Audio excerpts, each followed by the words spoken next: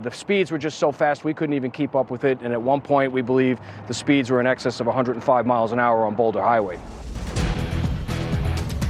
We begin with breaking news here at 6 o'clock. Police report an armed robbery turned into a chase is causing some long delays on the I-15. This is a live look right now. Just a few northbound lanes between Spring Mountain and Sahara are shut down. As you can see, slowly we're seeing a little bit of traffic now finally moving. Thank you for joining us here at 6 o'clock. I'm Denise Valdez. And I'm Brian Loftus. Metro reports it ended right near the Sahara exit. Police say the suspect shot himself before police officers could take him into custody. 8 News Now investigator Vanessa Murphy live now with more details. Interstate 15 northbound right near the Las Vegas Strip still shut down during rush hour. I'll step out of the way so you can see this scene, this major investigation on the interstate. You can see that black SUV. We're not going to zoom in too close because it appears there is still a body inside. Police say this all started with a carjacking near Buffalo and Blue Diamond around 12 this afternoon. Police say they believe they spotted the suspect's vehicle. A car chase took place and it ended right here. Police say the suspect shooting himself before they could get to him. Again, this is a major investigation. Huge police presence here on Interstate 15. You have a mobile command center. Again, that's for those larger scale investigations. You have the police union's bus here talking with officers as they represent officers who were involved here. Again, Interstate 15 northbound shut down between Spring Mountain and Sahara. It appears this will not be open for some time. Reporting live, Vanessa Murphy, 8 News Now. Metro Police saying the suspect crashed into several cars during that chase, causing a lot of damage. 8 News Now reporter Madison Kimbrough joins us live from the scene with more. Madison, what can you tell us?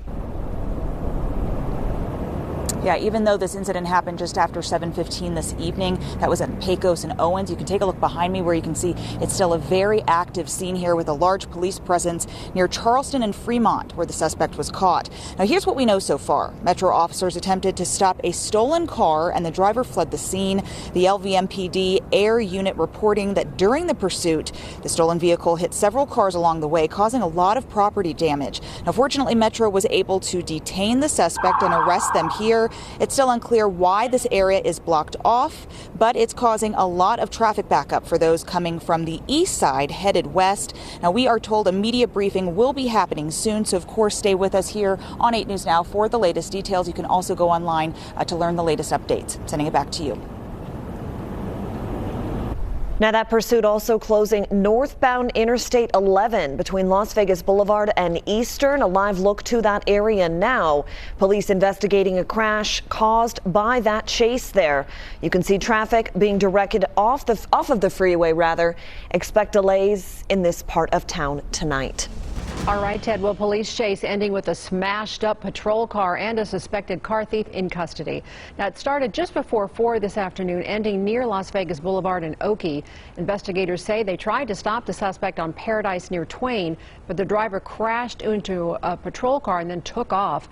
The officer in the car was treated at a local hospital, but then a short time later, police say the suspect crashed into a parked car where they eventually took that person into custody.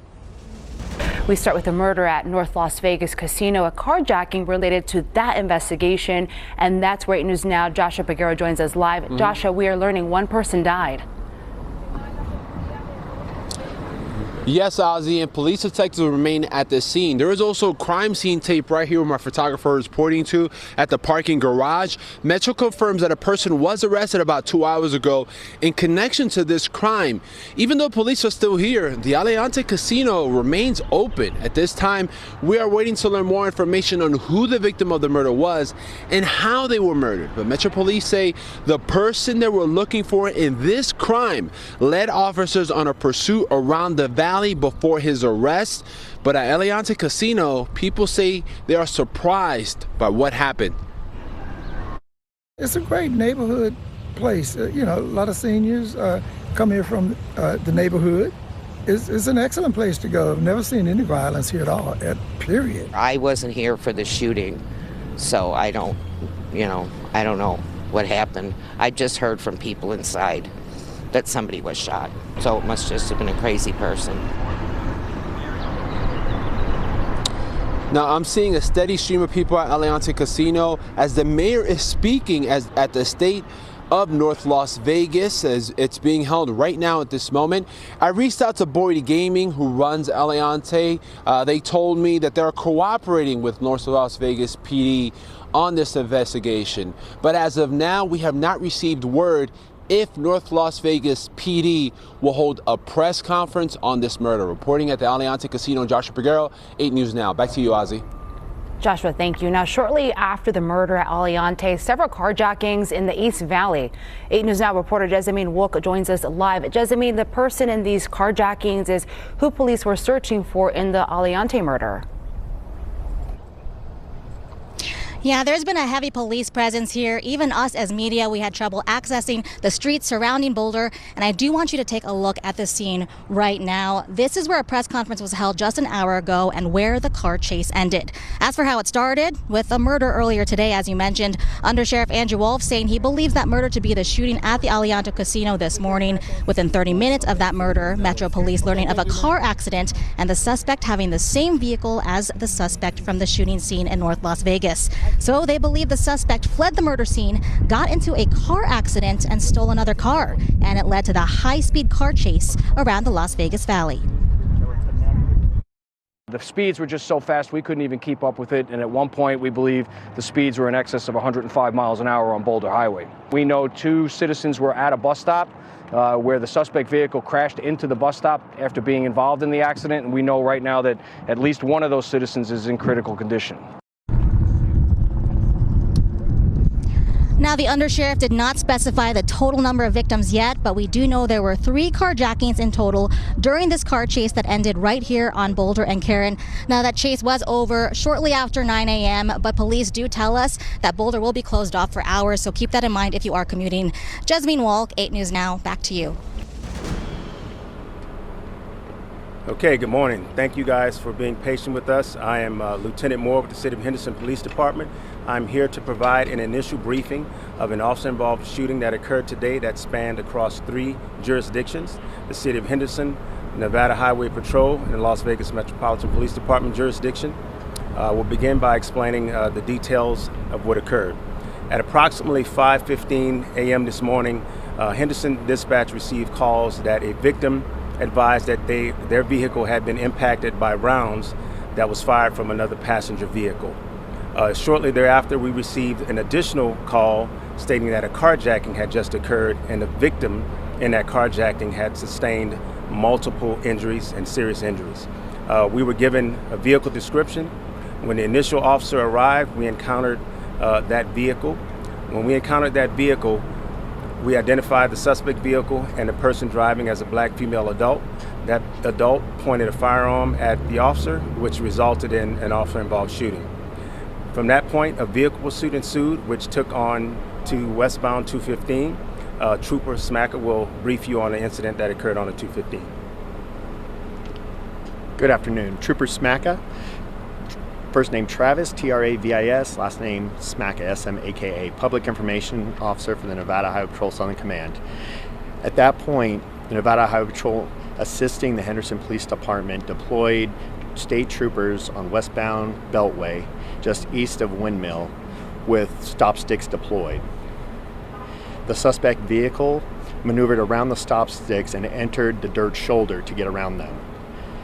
We also had stop sticks deployed on westbound Beltway at Windmill with 1 state trooper out with those stop sticks. As the suspect vehicle approached that state trooper, it appeared as if the suspect pointed their vehicle towards the state trooper while trying to get around the stop sticks and then fired rounds at our state trooper. Our state trooper dove out of the way and returned fire, at which time the suspect vehicle continued westbound on the Beltway. Continuing, both Nevada Highway Patrol and Henderson police officers continued the vehicle pursuit, which ultimately came to conclusion in the area of Tropicana and Decatur. That vehicle, driven by the same female, ultimately came to rest in that area where an additional officer-involved shooting occurred. The female suspect did sustain injuries to her hand. It is unknown if those injuries were a result of the rounds being fired or if that injury occurred as a result of the several rammings that took place during this incident.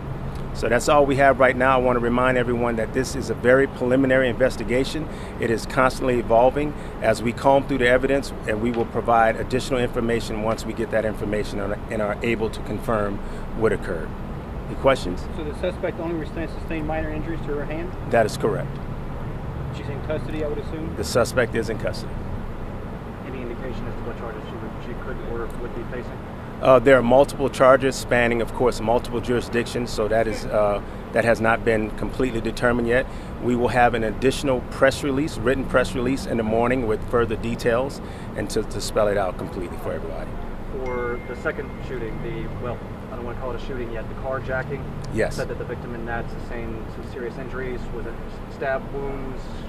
We don't know if what the injuries were sustained from. Right now, we believe from the actual from the victim ramming either the car or that individual. We're not 100% certain.